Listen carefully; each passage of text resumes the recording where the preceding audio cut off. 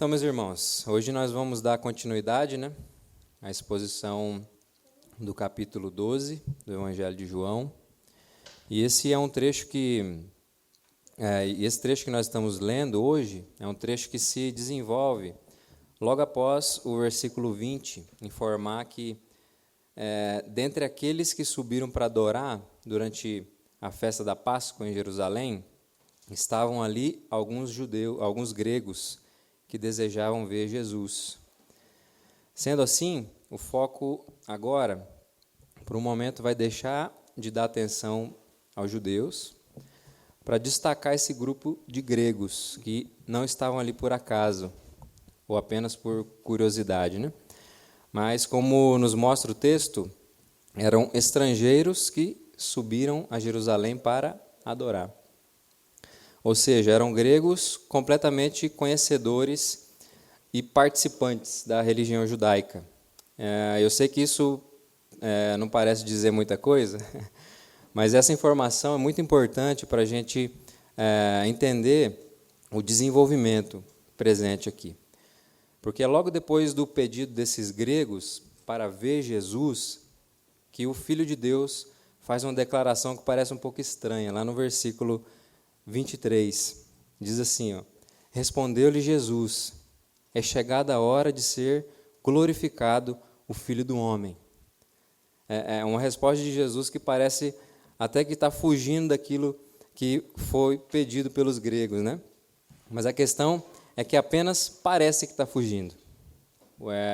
O que Jesus começa a afirmar dessa declaração em diante é justamente sobre o Jesus que aqueles homens precisavam ver.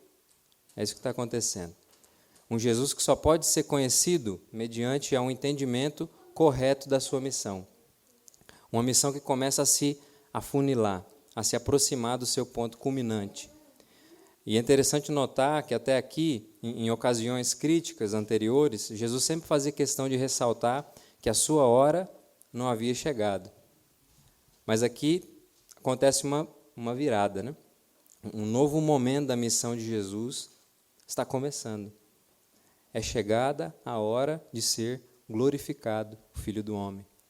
A aproximação e o interesse dos estrangeiros gregos, que muito provavelmente eram estrangeiros convertidos à fé hebraica, caso contrário, eles nem poderiam estar adorando no templo, já estava começando a apontar para o que seria ali os primeiros lapsos da reunião dos eleitos do Senhor dentre as nações. Jesus estava vendo ali aqueles que representavam a sua semente, aqueles que representavam a semente de uma numerosa posteridade, uma numerosa descendência espiritual. Algo que já havia sido prometido ao Messias, lá no profeta Isaías.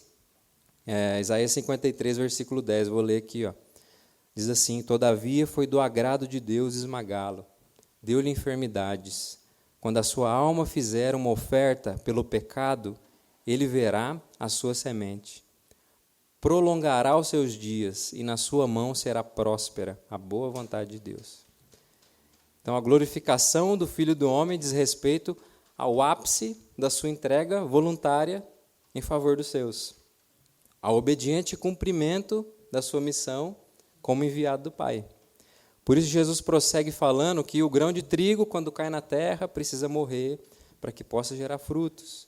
Se o grão não morre, permanece só. Ou seja, se o Filho do Homem não passa pela morte em favor dos seus, não cumpre plenamente a sua missão, não materializa na temporalidade o pacto da redenção, firmado antes da fundação do mundo, no Conselho da Trindade, ele se tornaria um representante sem linhagem, um cabeça sem povo. Por quê? Porque sem uma oferta satisfatória pelos pecados, nenhum ser humano caído poderia desfrutar de uma comunhão com o Santo Deus. Isso é impossível. Por isso que é o cumprimento obediente da missão de Jesus que torna possível a reunião de um povo de várias tribos, povos, línguas e nações, que vive agora sobre a máxima que é expressada lá nos versículos 25 e 26. Quem ama a sua vida, perde-a, mas aquele que odeia a sua vida neste mundo, preservá-la-á para a vida eterna. Se alguém me serve, siga-me, e onde eu estou, ali também estará o meu servo. E se alguém me servir, o Pai o honrará. O que nós vemos aqui é que o povo, no qual Jesus é o cabeça e representante, experimenta agora, por meio da sua obra, a reversão daquilo que significou a atitude de rebelião humana perante o Deus Criador. De um esforço rebelde em busca de uma vida independente e autossuficiente para uma rendição submissa, onde o interesse próprio não mais os escraviza. É um povo que agora é livre de si mesmo, um povo que é livre para amar verdadeiramente, para servir, livre para se tornar uma bênção para todas as famílias da terra. Vai reverberar lá na promessa para Abraão. Então, a grande questão de tudo isso, né, a gente está falando até aqui, é que morrer não é legal. Por mais que seja o caminho apresentado por Jesus, não dá para romantizar isso, né? Não tem como. A morte é o último e o maior inimigo da humanidade caída. É o salário do pecado, como disse o apóstolo Paulo. É o terrível horizonte que todos os homens um dia precisarão se deparar, e que, infelizmente, a gente nada pode fazer para evitar. Não tem como. Então, é um paradoxo quando a gente afirma que existe beleza na morte de Jesus. Porque, ao mesmo tempo que a gente vê a vitória sobre esse grande inimigo, nós também vemos o quão terrível e doloroso que é passar por ela. E o texto de hoje, meus irmãos, vai justamente nos mostrar a postura de Jesus diante dessa realidade. Jesus sabe que vencerá a morte, ele sabe dos grandiosos resultados dessa obra, porém, ele não é impassível diante de tudo isso. Há uma consciência clara da sua parte em relação a isso. Há uma agonizante expectativa de Jesus diante desse ponto culminante da sua missão. Mas nós veremos como ele lida com essas questões, com toda essa pressão, né, de como a sua relação de confiança, o seu compromisso com o Pai, o impulsiona a seguir adiante, a cumprir o seu propósito e ver os numerosos frutos aí da sua semente. Então, vamos para o texto de hoje, né? João capítulo 12. Nós vamos ler hoje do verso 27 até o 34. João 12, do 27 ao 34. Diz assim: Agora está angustiada a minha alma. E que direi eu? Pai, salva-me desta hora? Mas precisamente com este propósito vim para essa hora. Pai, glorifica o teu nome. Então veio uma voz do céu. Eu já o glorifiquei e ainda o glorificarei. A multidão, pois, que estava ali, tendo ouvido a voz, dizia ter havido um trovão. Outros diziam, foi um anjo que lhe falou. Então Jesus explicou, não foi por mim que veio esta voz, e sim por vossa causa. Chegou o momento de ser julgado este mundo, e agora o seu príncipe será expulso. E eu, quando for levantado da terra, atrairei todos a mim mesmo. Isto dizia, significando de que gênero de morte estava para morrer. Replicou-lhe, pois, a multidão, nós temos ouvido da lei que o Cristo permanece para sempre. E como dizes tu ser necessário que o Filho do Homem seja levantado? Quem é esse Filho do Homem? Amém?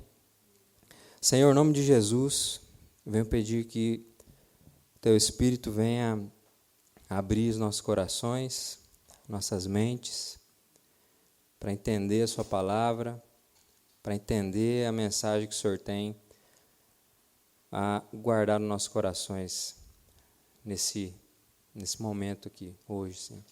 Em nome de Jesus, Pai. Que a gente possa assimilar tudo que nós vamos ler aqui, que o Seu Espírito nos capacite, Pai.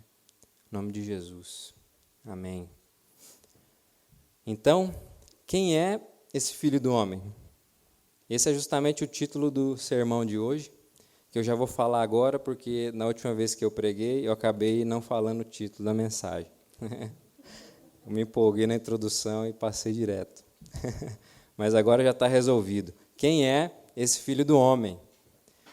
Em Primeiramente, esse filho do homem, como falamos há pouco, é aquele que não é impassível, que não demonstra sentimentos, que é indiferente, diante do caminho de profunda agonia que leva ao pleno cumprimento da sua missão como o enviado do Pai. Ele está sensível a essa questão, a esse horizonte que está diante dele.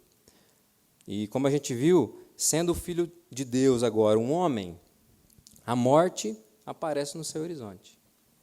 Ou seja, o peso da justa ira de Deus agora é experimentada no seu próprio corpo.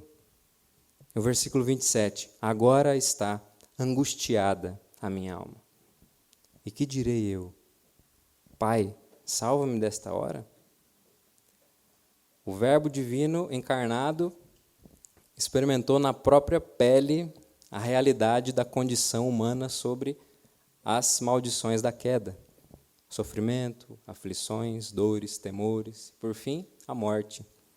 Isso já vai trazer para a gente um ensino muito importante, que a ira de Deus não é uma conversa fiada, não é uma ilusão, um tipo de miragem, né?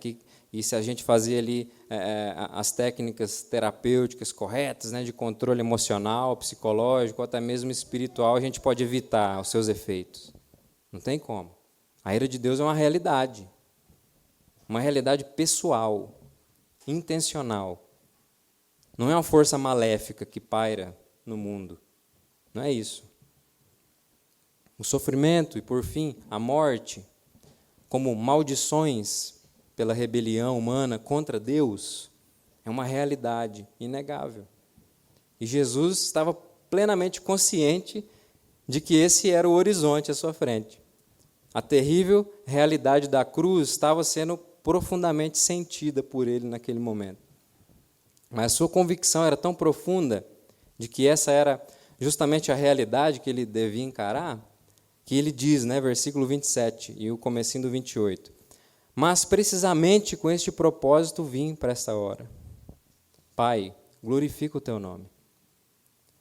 Por mais que o horizonte de Jesus fosse um horizonte onde a morte devia ser encarada, o seu compromisso de honrar plenamente a sua missão, o seu compromisso de levar a cabo a execução do pacto de redenção firmado no Conselho Trinitário antes da fundação do mundo, estava acima de qualquer aflição, de qualquer agonia, de qualquer terror, de qualquer rejeição. A confiança de Jesus no Pai era tão firme e segura que não havia para ele outra opção a não ser fiel ao seu compromisso. Ser esmagado como oferta pelo pecado humano. Caso contrário, o Pai é tido como mentiroso. Deus é quem prometeu um descendente, um cabeça, um novo representante, que esmagaria a cabeça da serpente. Né? Gênesis 3,15 é um texto que a gente já pregou aqui na igreja. Quando Deus faz essa promessa, lá diante da rebelião de Adão e Eva, um pacto já havia sido estabelecido. Um compromisso de redenção cósmica já havia sido firmado no seio do eterno conselho da Trindade. Esse compromisso é o pacto eterno de redenção, estabelecido entre o Pai e o Filho, para a redenção dos eleitos. Desde a eternidade, existe um pacto entre o Pai e o Filho, para ser dispensado através do pacto da graça, a fim de conceder vida aos eleitos. Isso é o que a gente pode ver lá no texto de 2 Timóteo 1, 9 e 10, que eu vou ler aqui, que nos salvou e nos chamou com santa vocação, não segundo as nossas obras, mas conforme a sua própria determinação e graça, que nos foi dada em Cristo Jesus antes dos tempos eternos, e manifestada agora pelo aparecimento do nosso Salvador Cristo Jesus, o qual não só destruiu a morte, como trouxe à luz a vida e a imortalidade mediante o Evangelho. Então, quando Cristo é apresentado pelo apóstolo João lá em Apocalipse, como o Cordeiro que foi morto desde a fundação do mundo, ele nos leva a compreender que a redenção dos crentes pela morte de Jesus já era eternamente intencionada por Deus. Isso é o que a gente chama de pacto da redenção. É esse pacto,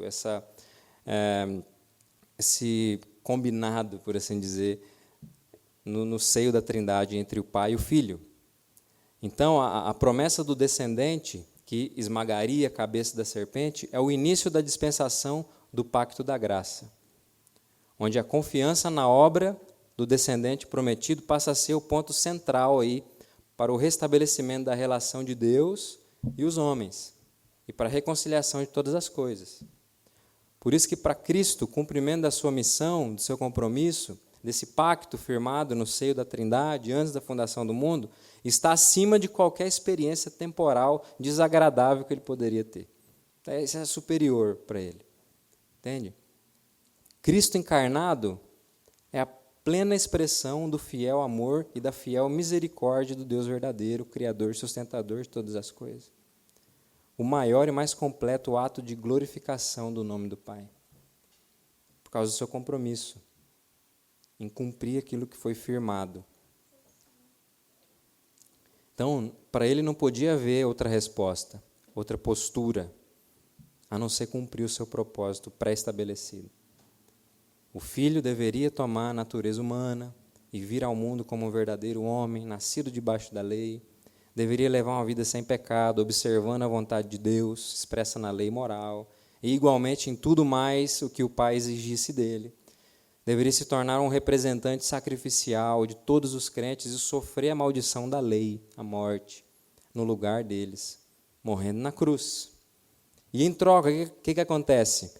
Já que o que a gente está falando aqui se refere a um pacto, e um pacto é composto por estipulações. Em troca, o Pai deveria lhe dar a vida, o ressuscitando dentre os mortos, o elevando à sua destra e submetendo a ele todas as coisas, dando um povo a seu serviço que herda juntamente com ele a vida, suas testemunhas, seus cooperadores. Portanto, o cumprimento da obra do Filho diz respeito ao cumprimento da obra do Pai. A resposta submissa do Filho, apesar de todas as circunstâncias, ecoa a fidelidade das palavras do Pai.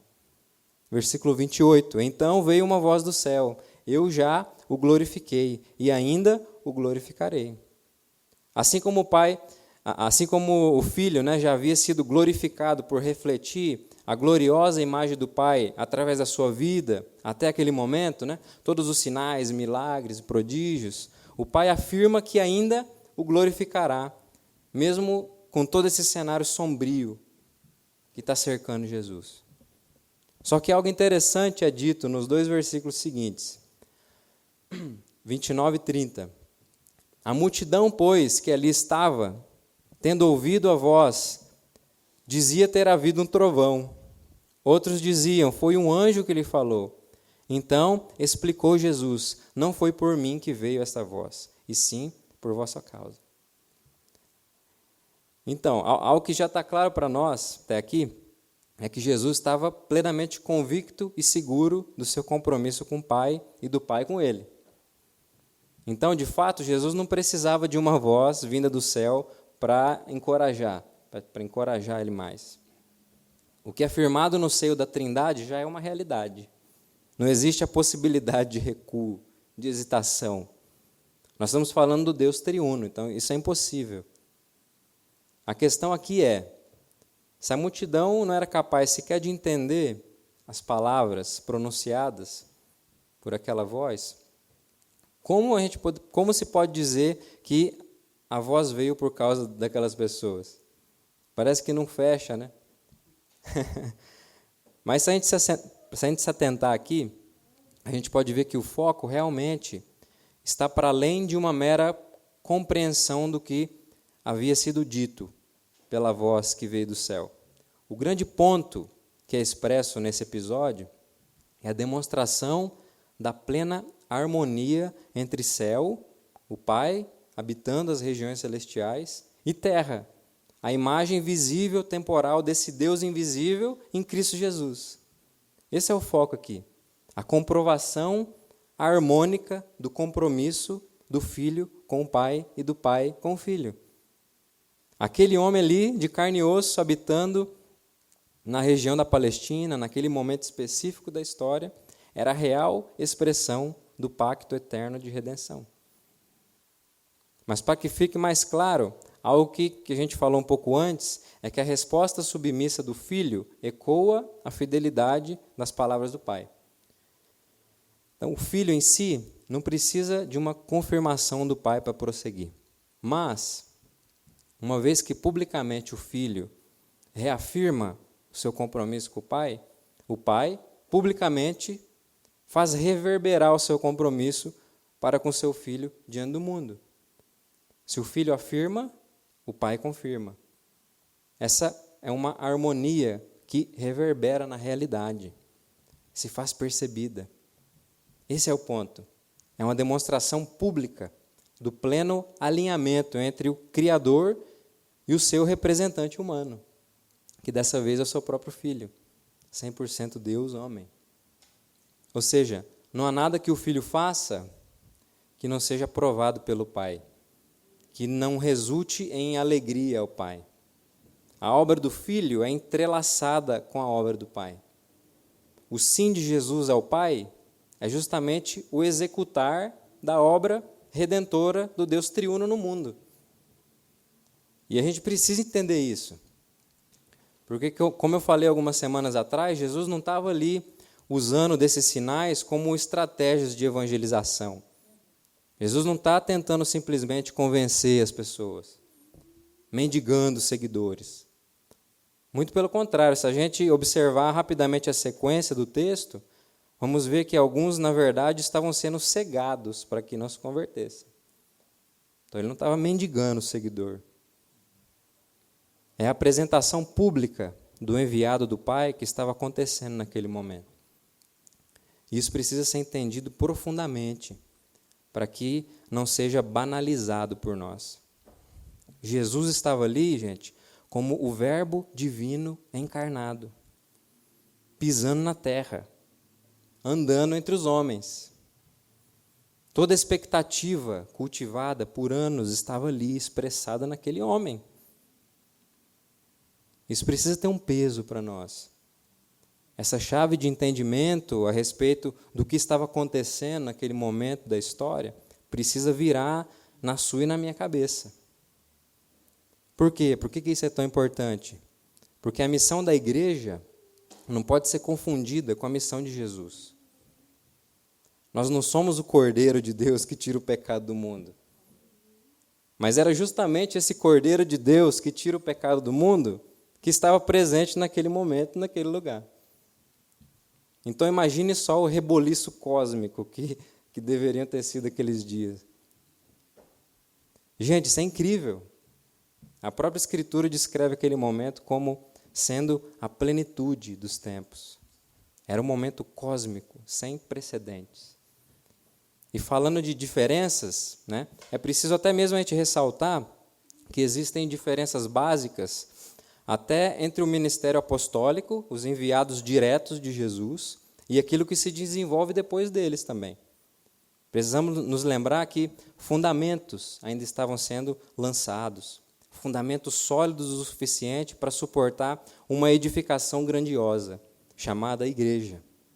Por exemplo, há uma diferença tão clara e óbvia em relação a isso, que a Bíblia diz que a igreja persevera na doutrina, no ensino dos apóstolos. Diante dessa importante verdade expressa na Escritura, todo cristão, principalmente protestante, né, no tempo que a gente está vivendo agora, na história, sabe que nós não perseveramos, em última instância, na doutrina de Santo Agostinho, de Santo Anselmo, de Calvino, de Bavinck, de Piper, né, do Horton, do Nicodemos, da galera, do Paulo Borges Jr., né? Todos esses, sem dúvidas, gente, são dádivas de Deus para a sua igreja. Bênçãos do Senhor. Mas todos eles, inclusive nós, precisamos sempre estar submetidos ao crivo do ensino apostólico. Nenhum outro homem possui o mesmo tipo de autoridade que eles tiveram. Esse é o motivo dos pais da igreja terem descrevido a igreja como sendo apostólica. Não é porque a gente tem apóstolo hoje, ou função apostólica. A igreja é apostólica porque ela é edificada e porque persevera no ensino dos apóstolos. Existe uma diferença clara entre o que é desenvolvido como fundamento e o que se edifica sobre esse fundamento. Não dá para confundir parede e teto com fundamento, mesmo sendo parte de uma mesma edificação. A gente não pode confundir isso. Né? Se você entender isso, você vai conseguir ler Efésios 4 assim, ó, legalzinho. Tem um texto lá que o pessoal bagunça muito. Não vou falar qual para não gerar polêmica. Mas vamos lá. Então, quando a gente fala do plano... né?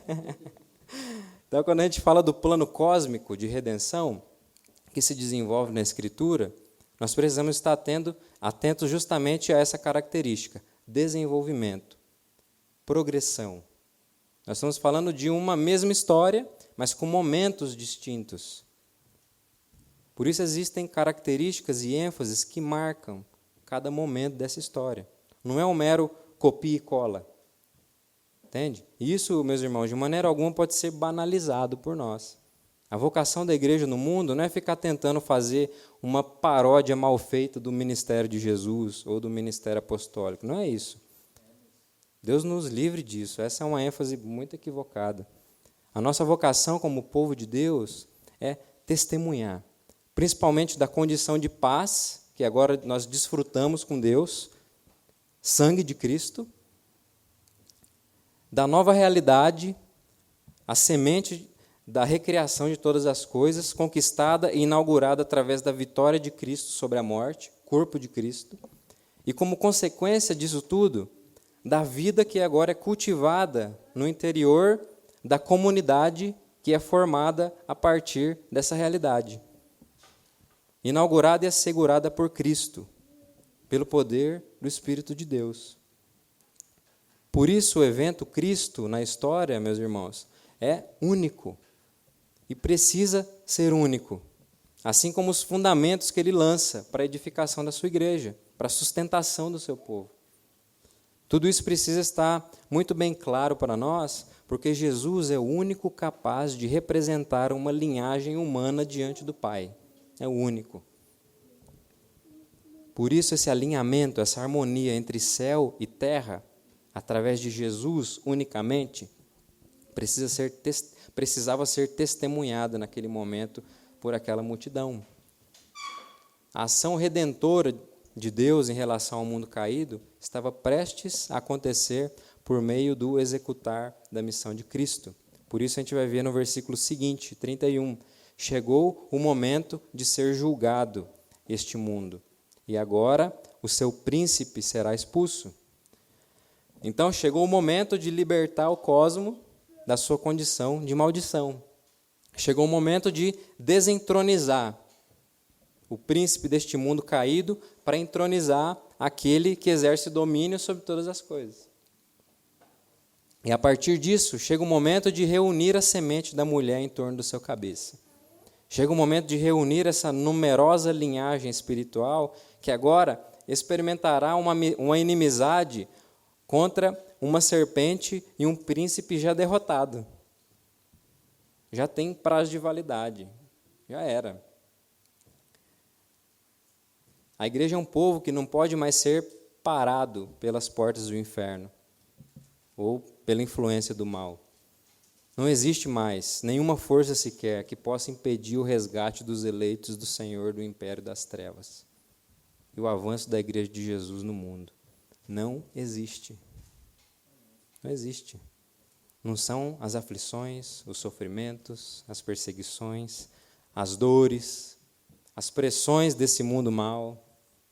Não é o comunismo, não é o liberalismo, não é o progressismo, conservadorismo, anarquismo, nada. Nenhuma influência maléfica, espiritual, assim como nenhum projeto humano de poder pode frear o avanço e o sucesso do projeto de Deus, que é testemunhado no mundo por meio da sua igreja.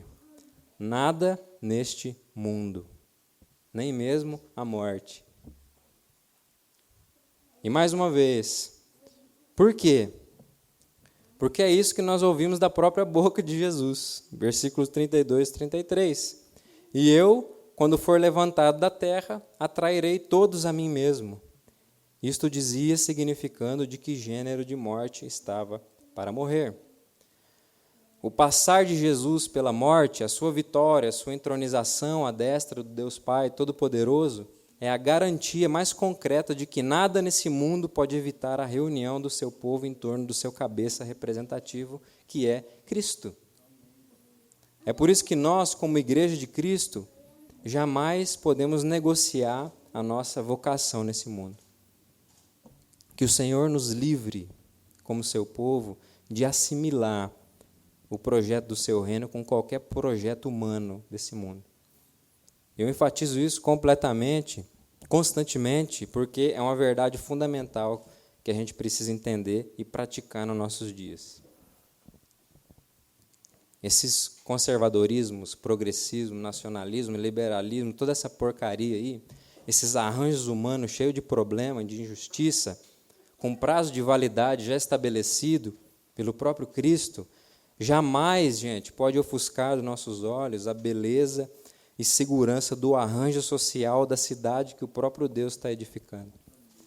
A nova Jerusalém que descerá dos céus na consumação de todas as coisas. Nada pode ofuscar isso dos nossos olhos. Nada. Mas Deus está propondo, então, que uma espécie de quietismo para o povo de Deus. Nós temos que ser indiferentes a qualquer tipo de tentativa temporal de resposta às injustiças desse mundo? Não é isso que eu estou propondo. Se você está entendendo isso, você está entendendo tudo errado. Não é isso. O termo que eu sempre faço questão de utilizar quando falo disso é o termo assimilação.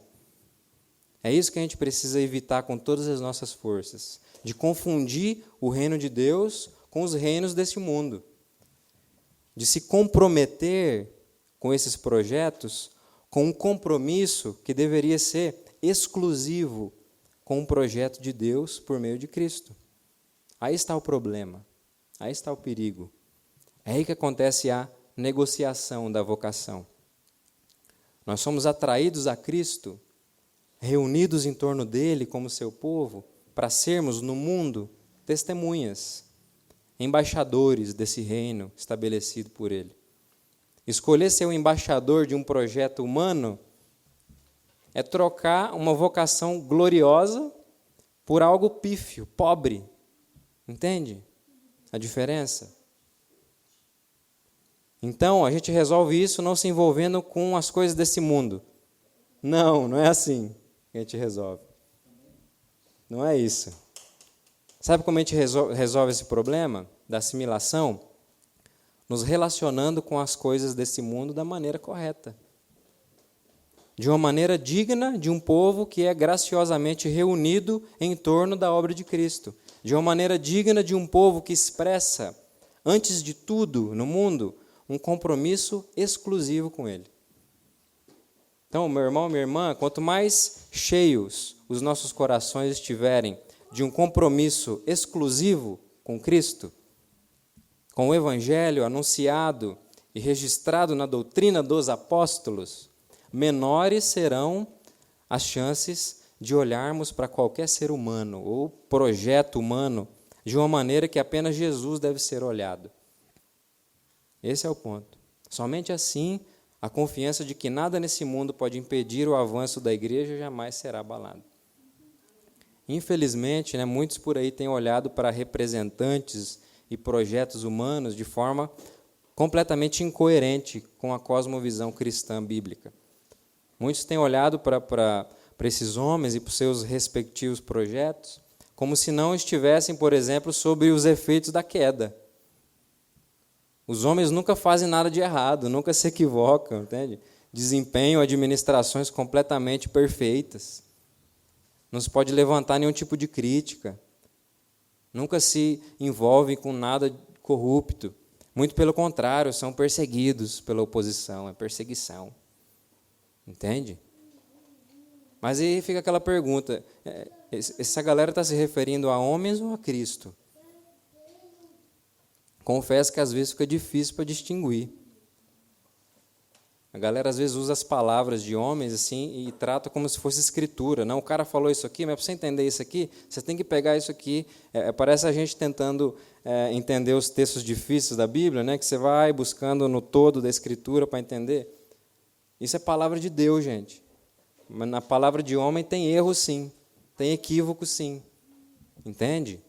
Se envolveu com corrupção, tem que ser preso, sim. Entende? Então, assim, isso é inaceitável para o povo de Deus. Inaceitável, a gente não pode cair nessas coisas assim.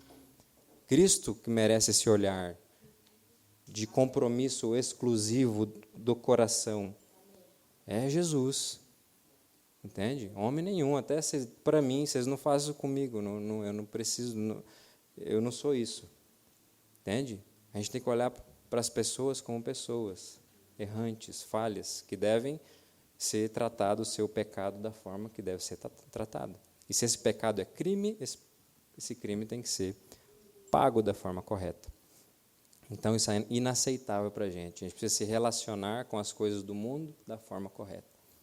Então, enche o seu coração de um compromisso com Jesus, com Cristo, e não vai sobrar nenhum espaço para olhar para qualquer coisa do mundo, para qualquer pessoa, de uma maneira que você deveria olhar para Jesus.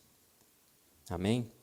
Então, Cristo ele atrai para si um povo que desfruta da realidade de um reino que é eterno. Não pode ser comparado, e muito menos assimilado por nenhum projeto desse mundo caído. Até porque o caminho para o estabelecimento e para o desfrute desse reino é um caminho completamente diferente daqueles que são apresentados pelo mundo. E é isso que a gente vai ver no último versículo do trecho de hoje, que é o 34. Replicou-lhe, pois, a multidão: nós temos ouvido da lei que o Cristo permanece para sempre. E como dizes tu ser necessário que o Filho do Homem seja levantado? Quem é esse Filho do Homem? Aqui nós vemos que a multidão ali presente, de fato, tinha conhecimento sobre a referência aí do termo Filho do Homem, com aquilo que fora profetizado lá pelo profeta Daniel, do Filho do Homem como Cristo, como o Messias, que se assenta sobre o trono de um reino que é eterno, de um reino que dura para sempre. Por isso a afirmação: nós temos ouvido da lei que o Cristo permanece para sempre. Isso vai fortalecer aquela afirmação que a gente fez antes, de que aquelas pessoas ali eram praticantes da religião judaica. Não eram apenas curiosos. Eles tinham, de fato, expectativas quanto a Jesus. Até porque muitas coisas já haviam acontecido em torno da pessoa de Jesus. Mas como nós também falamos lá no início do sermão, o Cristo que Jesus apresenta para eles, e consequentemente a nós também, não é o Cristo das expectativas humanas, mas o Cristo das expectativas do pacto. Não o Cristo que eles desejavam ver, mas o Cristo que eles precisavam ver, como o FP falou no sermão passado. Como dizes tu ser necessário que o Filho do Homem seja levantado? Quem é esse Filho do Homem? Quem é esse Filho do Homem, esse Cristo que precisa morrer? Isso não faz sentido. Isso não condiz com os protocolos humanos de tomada de poder. Como assim? Mas é isso, meus irmãos. É justamente esse o Filho do Homem, o Cristo, o enviado do Pai. Esse é aquele a quem precisamos ver. Aquele que assumiu um compromisso no seio da Trindade, antes da fundação do mundo, para ser esmagado em oferta pelo pecado, e que permaneceu firme até o fim, em obediência até a morte. Morte de cruz. Um compromisso tão profundo com o projeto de redenção do Deus triuno que não abriu brechas para a hesitação, ou então para adotar um meio alternativo de cumprir a sua missão no mundo. Esse é o Filho do Homem, aquele que cumpre fielmente a sua missão no mundo, ademais de toda pressão circunstancial ao seu redor. Esse é o Filho do Homem, aquele que de forma subversiva surpreendeu, contrariou, envergonhou, esmagou e se colocou acima de qualquer projeto ou expectativa humana falível. Esse é o Filho do Homem, que leva a morte uma humanidade subjugada pelo pecado para trazer à tona uma humanidade gloriosa, livre, completamente capacitada para mediar a redenção cósmica do Criador para com a sua criação. Esse é o Filho do Homem, aquele que conquistou todo o poder e autoridade para atrair a si mesmo, para reunir em torno da sua obra o seu povo eleito, espalhado por todos os cantos da terra. Portanto, então, para a gente concluir, se somos esse povo, atraídos e reunidos em Cristo, que a gente possa apresentar no mundo um testemunho igualmente subversivo, que frustra as expectativas humanas desorientadas na realidade. Que assim como Jesus ouviu daquela multidão, quem é esse Filho do Homem?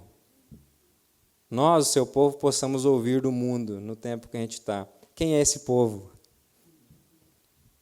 Quem é esse povo que não procede segundo as regras do jogo? Quem é esse povo que parece que não é daqui? Né? Ou trazendo por uma linguagem mais típica do momento que a gente está vivendo, né? Quem são esses isentões aí que não escolhem um lado nessa guerra do bem contra o mal? Ou que não escolhem um lado certo, como alguns costumam dizer, né?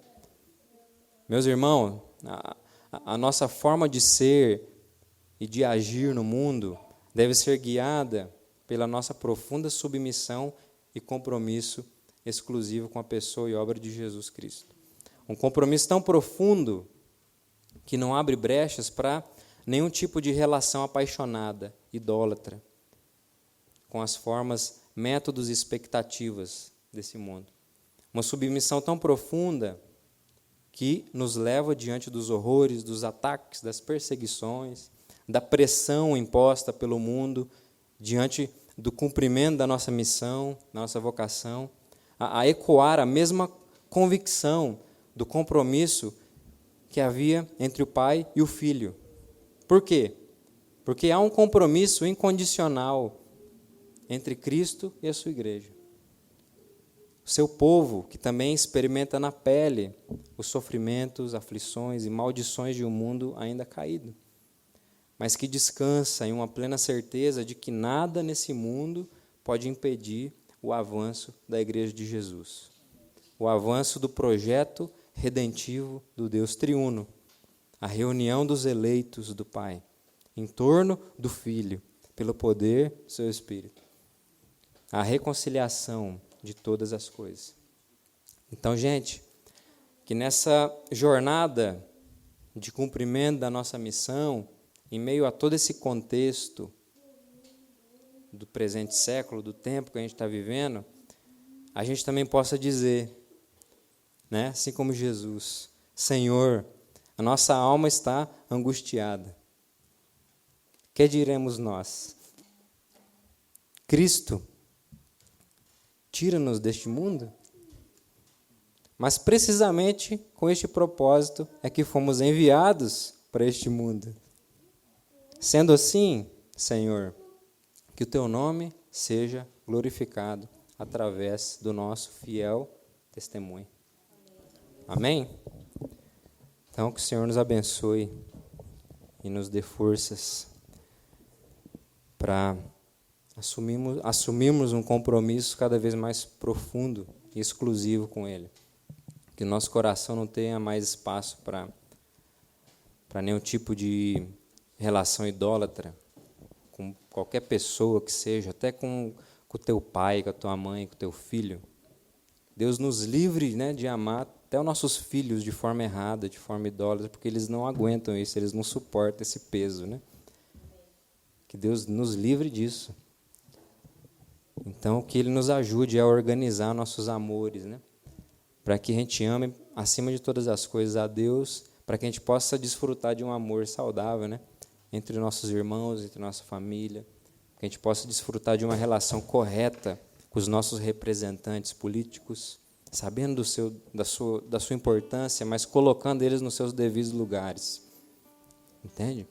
São necessários, a gente precisa se envolver mesmo, mas da forma correta. Sem paixão idólatra. A gente não pode fazer isso. Então, que o Senhor nos ajude. Vamos orar. Deus, eu quero te agradecer, porque o Senhor leva adiante os seus planos, o Senhor tem reunido o seu povo, que o Senhor tem sustentado o seu povo, e que o Senhor tem derramado, Senhor, o seu amor sobre o seu povo. O Senhor tem satisfeito o seu povo. Muito obrigado, Deus, por o Senhor derramar do seu amor para conosco. E continua, Senhor, nos ensinando que é somente nesse amor que a gente pode ser de fato satisfeito. Nos livra de buscar em qualquer outro lugar satisfação, porque nós não vamos achar. Então nos ajuda, Senhor, nos ajuda a desfrutar de relações ordenadas e nos ajuda a viver, Senhor, a nossa vocação com esse compromisso, crendo nesse compromisso que Cristo tem com a sua igreja. Ele é o centro do seu povo, Ele é o centro do universo. Pai. Nos ajuda a enxergar isso e a se maravilhar com isso a cada dia. Pai. Em nome de Jesus. Amém.